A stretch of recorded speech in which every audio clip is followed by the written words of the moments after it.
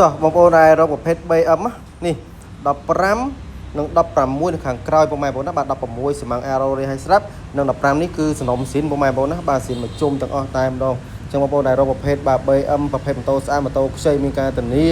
បាទទាំងប្រព័ន្ធភ្លើងនិងម៉ាស៊ីនអត់ទាន់ប៉ះពាល់អាចមើលពីគ្រឿងនេះបានបងប្អូនណាបាទហើយ BM របស់យើងមិនមែនមានតែពីរគ្រឿងទេគឺមានច្រើនគ្រឿងមែនទែនបាទឲ្យជឿរើសបាទមានច្រើនគ្រឿងទៀតអត់ត្រូវពីរហ្នឹងគឺយើងមានប្រភេទម៉ូតូផ្សេងទៀតបងប្អូនណាបាទអាចមើលបានបាទចរចាត្រូវយើងរៀបឲ្យមកស្អាតបាទចង់បានបែបណាក៏បានបងប្អូនណាបាទ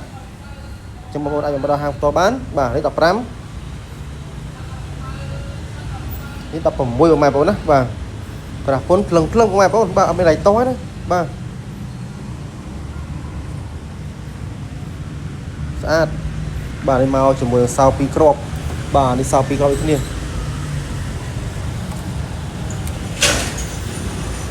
ចុះជើងខ្លាញ់ពេញចិត្តអាចមកមើលដល់ហាងផ្សិននោះបាទត្រូវបន្តកម្មគិតទៀតបងប្អូនណាបាទមកមើលលេងក៏បានដែរបងប្អូនបាទអរគុណច្រើន